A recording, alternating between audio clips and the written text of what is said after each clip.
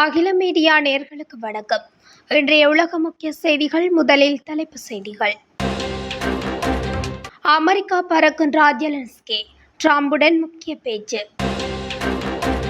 பணிப்பெண்கள் வேலைநிறுத்தம், கனடாவில் 600 விமானங்கள் ரத்து. ஆற்றில் கவிழ்ந்த பேருந்து, 18 பேர் உயிரிழப்பு. அமெரிக்காவை உலுக்க தயாராகும் சூறாவளி, மணிக்கு 255 கிலோமீட்டரில் வீசும் காற்று. சீனாவில் புதிய வகை விசா அறிமுகம். பாகிஸ்தானில் வெள்ளம், கடந்த 24 மணித்தியாலங்களில் பலர் உயிரிழப்பு. அமெரிக்க இஸ்ரேலிய எதிரிக்கு ஈரானிய இராணுவத்தின் உயர்மட்ட அமைப்பு மீண்டும் எச்சரிக்கை. இஸ்ரேல் அரசுக்கு எதிராக வெடித்த ஆர்ப்பாட்டம். கையகப்படுத்தும் திட்டத்தின் ஒரு பகுதியாக இஸ்ரேல் காசா நகரத்தை கொண்டு வீசி தாக்குதல். போர் நிறுத்தம் வேண்டாம், சமாதான உடன்படிக்கை வேண்டும், ட்ரம்ப் தெரிவிப்பு. தொடர்பென விரிவான செய்திகள். உக்ரைன் ஜனாதிபதி விளாடிமிர் ஜெலன்ஸ்கி திங்கட்கிழமை வாஷிங்டனுக்கு சென்று அமெரிக்க ஜனாதிபதி டொனால்ட் ட்ரம்புடன் கொலை மற்றும் போரை முடிவுக்கு கொண்டு வருவது குறித்து கலந்துரையாட உள்ளதாக அவர் சனிக்கிழமை அறிவித்துள்ளார். அழைப்புக்கு நான் நன்றியுள்ளவனாக இருக்கின்றேன். ஐரோப்பிய தலைவர்களுடன் இணைவதற்கு முன்பு ட்ரம்புடன் நீண்ட மற்றும் அர்த்தமுள்ள உரையாடல் ஒன்றை நடத்தியதாக ஜெலன்ஸ்கி கூறினார். அலாஸ்காவில் புடினுடனான ட்ரம்பின் பேச்சுவார்த்தைகள் எந்த போர் நிறுத்த அறிவிப்பும் இல்லாமல் அல்லது மாஸ்கோவின் 3 ஆண்டுகளுக்கு மேலான படையெடுப்பை முடிவுக்கு கொண்டு வருவதற்கான வெளிப்படையான முன்னேற்றமும் இல்லாமல் முடிவடைந்த 3 நாட்களுக்கு பிறகு வாஷிங்டன் சந்திப்பு நடைபெறவுள்ளமை குறிப்பிடத்தக்கது. கனடாவின் மிகப்பெரிய விமான போக்குவரத்து நிறுவனம் ஏர் கனடா. இதில் சுமார் 10,000 பணிப்பெண்கள் வேலை பார்க்கின்றனர். அவர்கள் சம்பள உயர்வு, விமானத்தில் செலவழித்த நேரத்துக்கு ஏற்றாற்போல் இழப்பீடு உள்ளிட்ட பல்வேறு கோரிக்கைகளை வலியுறுத்தி வருகின்றனர். ஆனால் அவர்களது கோரிக்கை இன்னும் நிறைவேற்றப்படவில்லை. எனவே தங்களது கோரிக்கையை வலியுறுத்தி அவர்கள் பணிநிறுத்த போராட்டத்தில் ஈடுபட்டு வருகின்றனர். இதனால் 600க்கும் மேற்பட்ட விமானங்கள் அங்கு ரத்து செய்யப்பட்டு உள்ளது. இதன் காரணமாக சுமார் 1,30,000 பயணிகள் பாதிப்படைந்துள்ளனர். அல்ஜீரியாவில் ஆற்றில் பஸ் கவிழ்ந்த விபத்தில் 18 பயணிகள் உயிரிழந்தனர். அல்ஜீரியா தலைநகர் அல்ஜீரஸில் முகமதியா மாவட்டத்தில் ஆற்றில் பயணிகள் பஸ் கவிழ்ந்து விபத்து ஏற்பட்டது. அதிவேகமாக சென்ற பஸ் டிரைவரின் கட்டுப்பாட்டை இழந்து ஆற்றில் கவிழ்ந்தது என்பது தெரிய வந்தது. சம்பவ இடத்திற்கு சென்ற மீட்பு படையினர் மீட்பு பணி மேற்கொண்டனர். இந்த விபத்தில் 18 பேர் உயிரிழந்தனர். மீட்பு படையினர் மீட்ட 9 பயணிகளில் 2 பேர் உடல்நிலை கவலைக்கிடமாக உள்ளதாகவும் கூறப்பட்டுள்ளது. 2025ஆம் ஆண்டு அட்லாண்டிக் பருவத்தின் முதல் சூறாவளியான எரின் சூறாவளி பேரழிவு தரும் வகை 5 சூறாவளியாக மாறியுள்ளது என்று அமெரிக்க தேசிய சூறாவளி மையம் தெரிவித்துள்ளது. புயல் தற்போது அங்குலாவிலிருந்து 170 கிலோமீட்டர் வடக்கே உள்ளது. இந்நிலையில் அதிகபட்சமாக மணிக்கு 255 கிலோமீட்டர் வேகத்தில் காற்று வீசும் என எதிர்வு கூறப்பட்டுள்ளது. எரின் வார இறுதி முழுவதும் மற்றும் அடுத்த வாரம் வரை தென்மேற்கு அட்லாண்டிக்கில் வலுவடையும் என்று NHC தெரிவித்துள்ளது. எரினால் உருவாகும் பெருங்கடல்கள் வடக்கு லீவர்ட் தீவுகள், விர்ஜின் தீவுகள், புவேர்ட்டோ ரிக்கோ, ஹிஸ்பானியாலோ மற்றும் டக்ஸ் மற்றும் ஹைகோஸ் தீவுகளின் சில பகுதிகளை வார இறுதி முழுவதும் பாதிக்கும் என்று முன்னுரைக்கப்பட்டுள்ளது. சீனா வரும் அக்டோபர் 1ஆம் தேதி முதல் புதிய K வகை விசாவை அறிமுகப்படுத்த உள்ளது. இந்த புதிய விசா இளம் அறிவியல் மற்றும் தொழில்நுட்ப திறமைகளை கொண்ட வெளிநாட்டு நபர்களுக்காக உருவாக்கப்பட்டுள்ளது என தெரிவிக்கப்பட்டுள்ளது.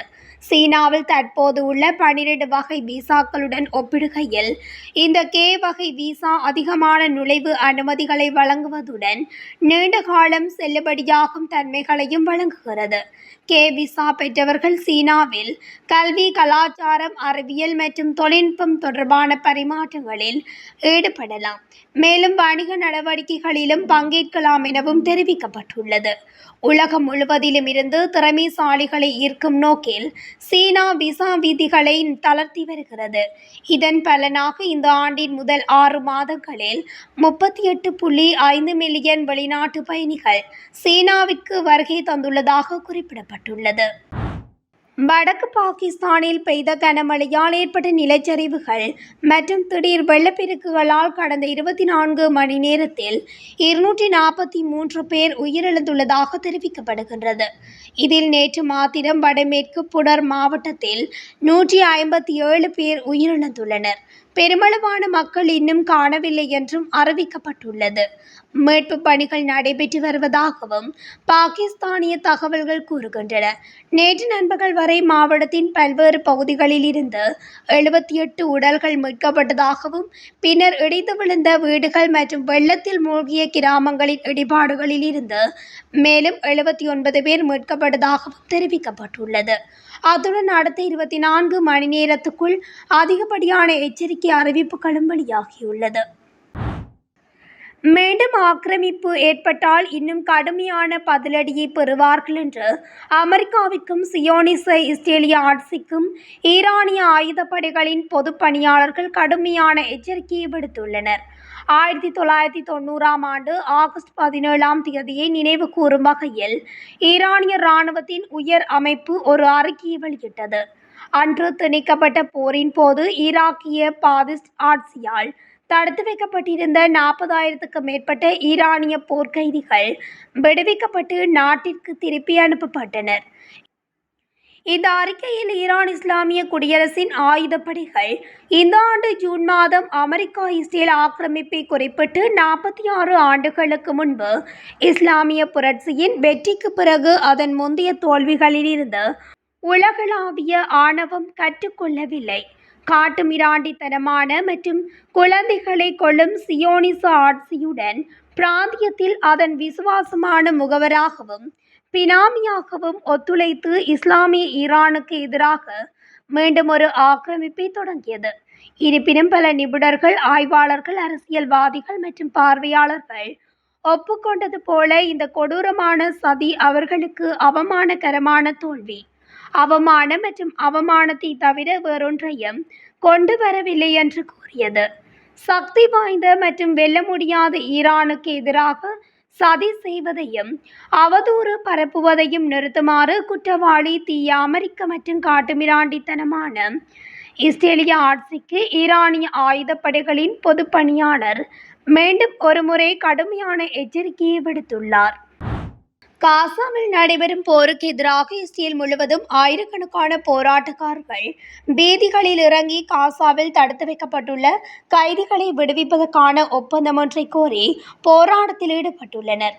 காசாவில் போரை முடிவுக்கு கொண்டு வரவும் சிறைப்பிடிக்கப்பட்டவர்களை விடுவிப்பதற்கான ஒப்பந்தத்தை ஏற்படுத்தவும் கோரி இஸ்ரேலியர்கள் கூட்டம் கூட்டமாக வீதிகளில் இறங்கி நாடு முழுவதும் பல்வேறு முக்கிய நெடுஞ்சாலைகளை மறித்துள்ளனர். வாகனங்களை எரித்தும் ஆர்ப்பாட்டம் இடம்பெற்றுள்ளது. இஸ்ரேல் அரசின் கொடூரத்துக்கு முடிவு கட்ட வேண்டும் எனவும் கோரிக்கை விடுக்கப்பட்டுள்ளது. காசா நகரத்தின் ஜெய்டாவுட் பகுதியில் உள்ள ஒரு வீட்டை இஸ்ரேலிய வான்வெளி தாக்குதல்கள் கடுமையாக தாக்கியுள்ளது. அங்கு மற்றொரு தாக்குதலின் துண்டுகள் ஒரு குழந்தையை காயப்படுத்தியுள்ளது. காசா நகரை கைப்பற்றி தெற்கே பாலஸ்தீனியர்களை வலுக்கட்டாயமாக இடம்பெயரச் செய்யும் திட்டத்தை தொடர்ந்து இஸ்ரேல் இராணுவம் அதன் குண்டுவீச்சை தீவிரப்படுத்துகிறது. கடந்த 24 மணி நேரத்தில் இஸ்ரேலால் தூண்டப்பட்ட பட்டினியால் மேலும் 11 பேர் இறந்துள்ளதாக பாலஸ்தீன சுகாதார அமைச்சகம் தெரிவித்துள்ளது. இதனால் இறப்பு எண்ணிக்கை 251ஆக உயர்ந்துள்ளது. பாதிக்கப்பட்டவர்களில் 108 குழந்தைகள் அடங்குவர். இஸ்ரேலிய படைகள் காசா நகரில் உள்ள அல் அக்லி மருத்துவமனையின் மீது குண்டு வீசி குறைந்தது 7 பேரை கொன்றுள்ளது. உக்ரைனில் போர் நிறுத்தத்துக்கு பதிலாக நிரந்தர அமைதி ஒப்பந்தத்திற்கு நேரடியாக செல்ல விரும்புவதாக அமெரிக்க ஜனாதிபதி டொனால்ட் ட்ரம்ப் கூறியுள்ளார். தனது ட்ரூத் சோஷியல் பதிவில் அவர் இதனை குறிப்பிட்டுள்ளார். ரஷ்ய ஜனாதிபதி விளாடிமிர் புடினுடன் நேற்று இடம்பெற்ற முக்கிய சந்திப்புக்கு பின்னர் இந்த கருத்தை அவர் பதிவிட்டுள்ளார். போர் நிறுத்தங்கள் பெரும்பாலும் நிலைத்து நிற்காது என்பதன் காரணமாகவே இந்த கருத்தை தாம் முன்வைப்பதாக அவர் குறிப்பிட்டுள்ளார். இதேவேளை அவர் உக்ரைனிய ஜனாதிபதி விளாடிமிர் ஜெலன்ஸ்கி நாளைய தினம் வாஷிங்டனில் சந்தித்து ஒரு சமாதான ஒப்பந்தத்திற்கு உடன்படுமாறு வலியுறுத்துவார் என்று எதிர்பார்க்கப்படுகிறது.